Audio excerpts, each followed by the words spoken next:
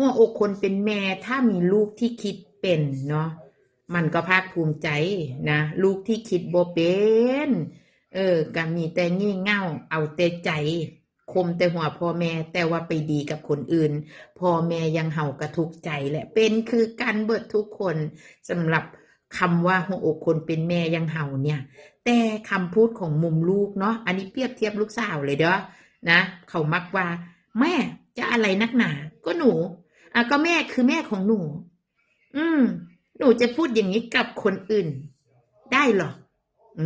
คำนี้เขาพูดมันกระทุกแต่มันกระจี๊ดในหัวใจก็อยากให้ลูกถนอมหัวใจ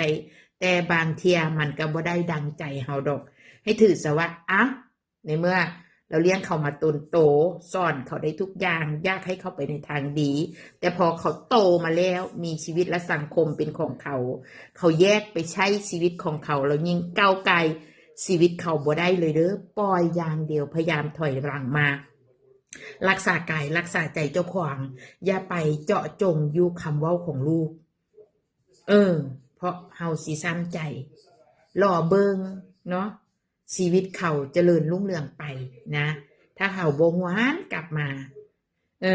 แล้วบ่ทิ้งปัญหาให้เราต้องรับผิดชอบก็ถือว่าบุญของเฮาแล้วแม่เอ้ย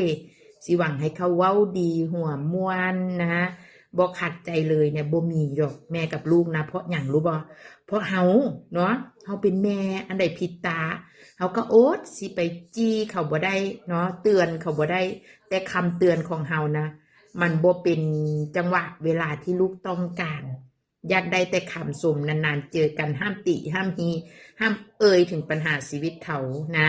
รอฟังแค่เขาอธิบายและขอความช่วยเหลือเราต้องได้ถ้าบ่ได้เขาก็ปึ้งคือกันเด้ นี่ล่ะหัวอกคนเป็นแม่ทำใจมีลูกเข้าใจก็ถือว่าดีแต่ถ้ามีลูกเอาแต่ใจก็ทุกหน่อยแต่เราก็ต้องเข้มแข็งผลักดันเขาออกไปใช้ชีวิตของเขาเองเขาถึงจะรู้ว่าสังคมมันบ่ได้ใจดี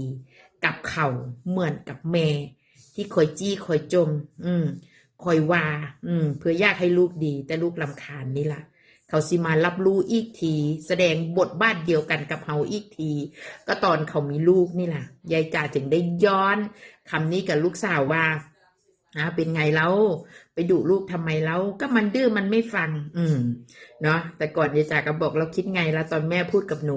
น่ะไม่เกี่ยวกันไม่เหมือนกันพะนะ มันก็ยังลั่นมึนไปทางหน้าอยู่เด้เพราะฉะนั้นชีวิตเขานะทุกสิ่งทุกอย่างมันสะท้อนให้เขาได้เห็นตอนที่เขาเป็นแม่คนพี่น้องค่ะแต่สีเปลี่ยนหรือหันมาหาแม่ได้มากเท่าใดนี่มันก็อยู่ที่จิตสำนึกของเขาวางไล่เราก็ทุกปล่อยไป